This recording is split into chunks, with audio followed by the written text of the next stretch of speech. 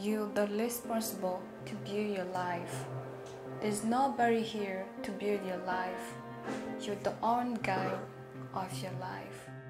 Abandi bose mu buzima bazaza baje kugufasha gusoza ibyo watangiye.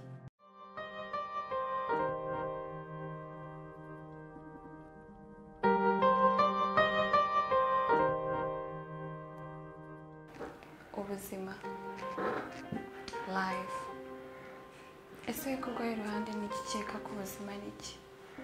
Twese mu buzima, ubuzima ko rwaye iruhande ariko umuseka mbwe igisobanuro cy'ubuzima cya nyacyo. Kuri iyi si nta muntu n'umwe uhari uzubaka ubuzima bwawe. Kuri iyi si nta muntu n'umwe uhari uzaza kuzuza ibyifuzo ufite mu buzima bwawe. Ubuzima bwawe niwe ufite mu biganza byawe.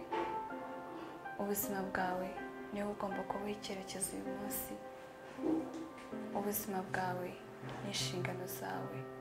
Ubuzima bwawe ni wowe murinzi wabwo.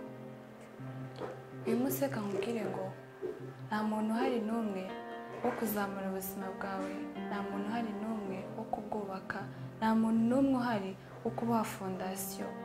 Wowe ubwawe ku giti cyawe ni wowe uzaha ubuzima bwawe fondasiyo.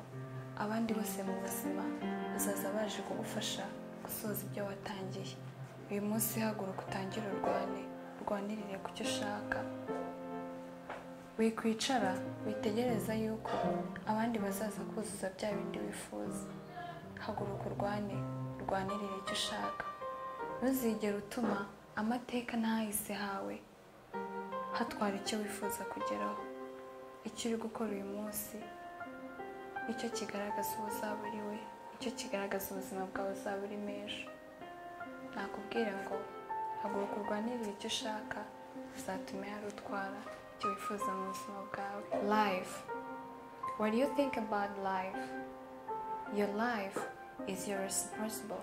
Your life, you're the responsible to build your life. There's nobody here to build your life.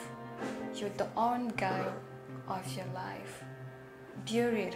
Show the people what you can do. Don't let other people to limit your life. What you do today determine what the future and how your future will be bright. You're the only one person to look after your life. You have to fulfill your dream. There's nobody here to fulfill your dream. There's nobody here to fulfill your needs. You have to fight. Fight for what you want. Challenge. It doesn't matter how hard it is. It doesn't matter how tough it is. You have to fight. Fight for now. Start now. Everything will be light.